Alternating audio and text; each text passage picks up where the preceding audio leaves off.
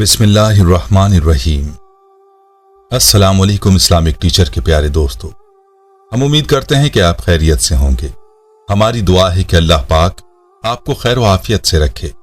प्यारे दोस्तों, इस्लाम एक मुकम्मल ज़ाब्ता हयात है और इस्लामी तालीमात में ज़िंदगी के तमाम पहलुओं के हवाले से रहनुमाई मौजूद है और मुसलमान के लिए नबी करीम सल्लल्लाहु अलैहि वसल्लम की मुबारक ज़िंदगी एक नमूना है और सुन्नत नबवी सल्लल्लाहु अलैहि वसल्लम इंसान के लिए मशअल राह है।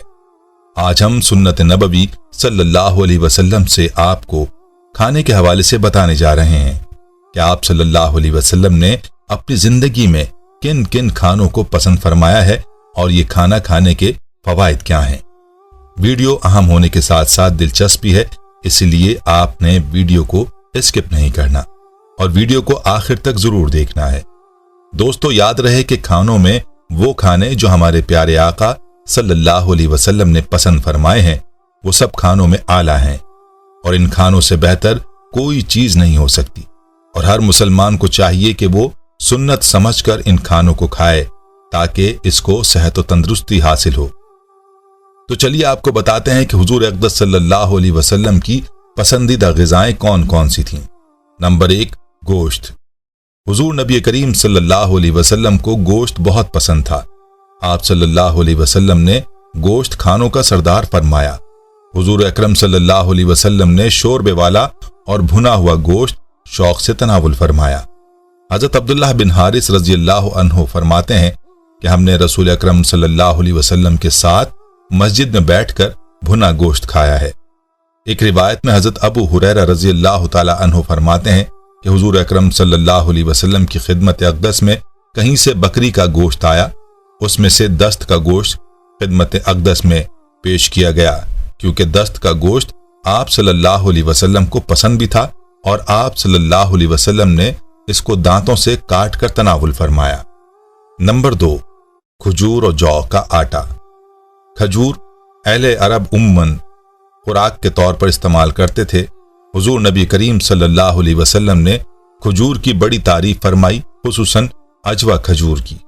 हजरत अनस बिन मालिक रज़ियल्लाहु अन्हु फरमाते हैं कि रसूलुल्लाह सल्लल्लाहु अलैहि वसल्लम ने उम्मुल मोमिनीन हजरत सफिया रज़ियल्लाहु अन्हा का वलीमा खजूर और सत्तू के साथ किया। शुमाइल तिरमिज़ी। नंबर 3, रोगन ज़ैतून। हुजूर ताजदार अंबिया सल्लल्लाहु अलैहि वसल्लम ने रोटी को रोगन ज़ैतून से चुपड़कर तनावुल फरमाया और बड़ा पसंद फरमाया है। हजरत अबू अस्यद रज़ियल्लाहु अन्हुमा से मरवी है कि रसूलुल्लाह सल्लल्लाहु अलैहि वसल्लम ने इरशाद फरमाया, जैतून का तेल खाओ और मालिश में इस्तेमाल करो, इसलिए कि वो मुबारक दरख्त से पैदा हुआ है। तिरमिज़ी। नंबर 4, सरीद। रोटी को शोरबे में पकाना या गोश्त के शोरबे में तोड़कर भिगोना ताकि अच्छी तरह गल जाए सरीद कहलाता है। सरीद आप सल्लल्लाहु अलैहि वसल्लम को बहुत पसंद था। आप इसे बड़ी चाहत से तनावुल फरमाते थे। हजरत इब्ने अब्बास रज़ियल्लाहु अन्हु फरमाते हैं कि हुजूर नबी करीम सल्लल्लाहु अलैहि वसल्लम का महबूब तरीन खाना रोटी का सरीद था। अबू दाऊद शरीफ। नंबर 5, कदीद।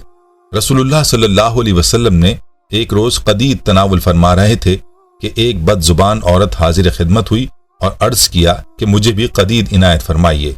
आप सल्लल्लाहु अलैहि वसल्लम ने जो कदीद सामने रखा था उसमें से उसे भी अता फरमा दिया। उस औरत ने अर्ज किया कि अपने मुंह से निकाल कर दीजिए। आप सल्लल्लाहु अलैहि वसल्लम ने अपने मुंह से निकाल कर उसे अता फरमाया और वो खा गई। उस रोज के बाद कभी भी उसके मुंह से कबीह और फाहिश कलाम सुनने में न आया। क़साइसुल कुबरा। याद रहे कि कदीद का मतलब खुश्क किया हुआ गोश्त है जो पानी में भिगोकर पकाया जाता है। नंबर 6, हलवा। उम्मुल मोमिनीन हजरत सैयदना आयशा सिद्दीक़ा रज़ियल्लाहु अन्हा फरमाती हैं कि नबी करीम सल्लल्लाहु अलैहि वसल्लम को हलवा और शहद बहुत पसंद था। बुखारी शरीफ। कहते हैं कि हुजूर सल्लल्लाहु अलैहि वसल्लम को सबसे पहले जो हलवा बनाकर खिलाया गया वो हजरत उस्मान रज़ियल्लाहु अन्हु ने पकाकर खिलाया और यह हलवा आटे और घी से बना था। नंबर 7, रोटी। हुजूर सल्लल्लाहु अलैहि वसल्लम ने अक्सर जौ की रोटी तनावुल फरमाई और कभी कभी गंदुम की भी, मगर कभी भी मैदे की रोटी तनावुल नहीं फरमाई।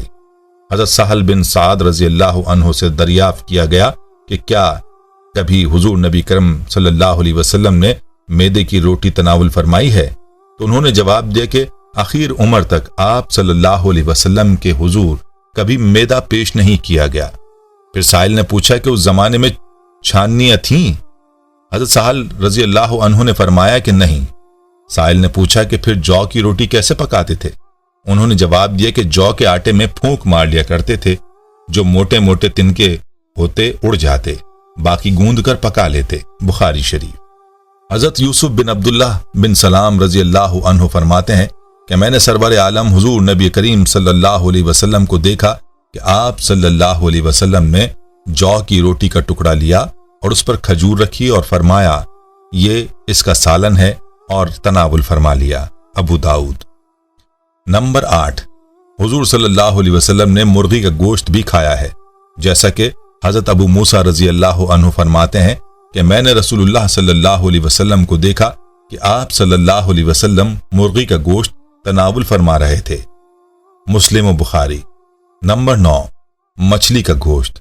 حضرت جابر رضی اللہ عنہ سے روایت ہے کہ میں نے جیس خبت کا جہاد کیا، ہم پر ابو عبیدہ رضی اللہ عنہ امیر مقرر کیے گئے، ہم کو سخت بھوک لگی ہوئی تھی، سمندر نے ایک مچھلی کنارے پر پھینکی، ہم نے ایسی مچھلی کبھی نہیں دیکھی تھی، اس کو امبر کہا جاتا تھا، ہم اسے نصف ماہ تک کھاتے رہے۔ نمبر 10، خرگوش کا گوشت۔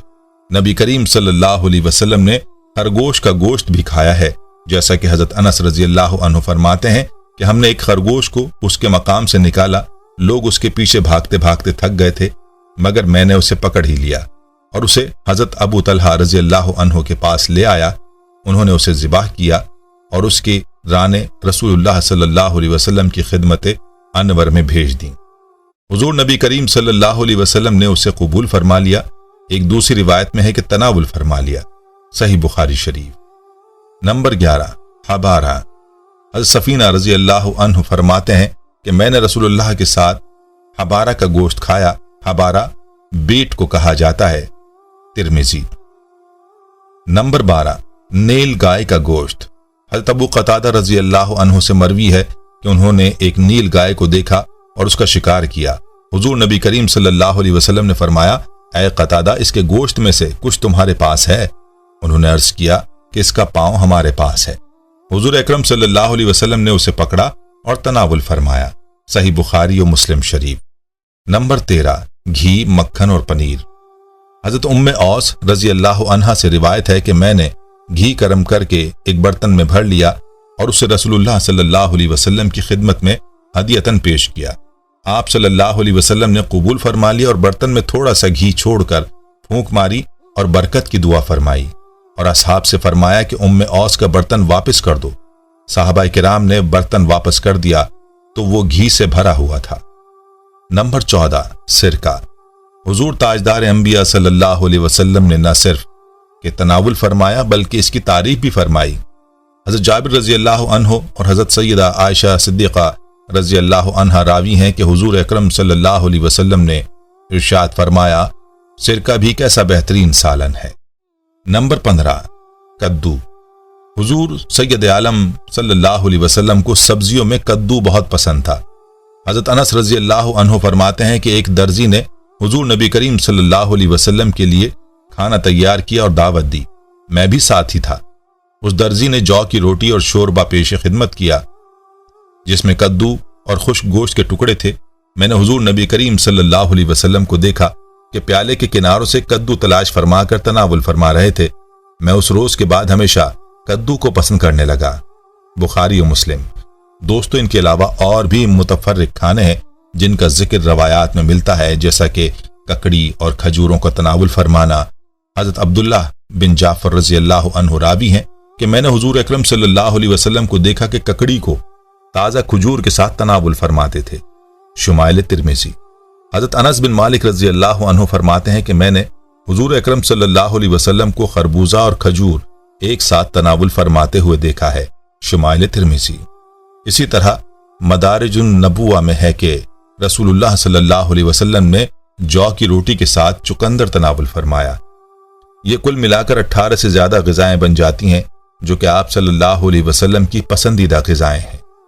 दोस्तों, हम ये उम्मीद करते हैं कि आपको हमारी आज की ये वीडियो ज़रूर पसंद आई होगी। अगर आपको हमारी आज की ये वीडियो पसंद आई है तो आपसे गुजारिश करते हैं कि आप हमारे चैनल इस्लामिक टीचर को ज़रूर सब्सक्राइब कर लें और साथ ही लगे बेल के बटन को भी प्रेस कर लें, ताकि आपके पास हमारी आने वाली मज़ीद मालूमाती वीडियोस का नोटिफिकेशन बर वक्त मिलता रहे। सब्सक्राइब के साथ साथ हमारी वीडियोस को लाइक भी करें और अपनी कीमती राय का इजहार कमेंट्स में ज़रूर करें। कमेंट्स में आप अपने सवालात भी हम तक पहुंचा सकते हैं। अल्लाह ताला आपको अपने हिफ्ज़-ओ-अमान में रखे। आमीन।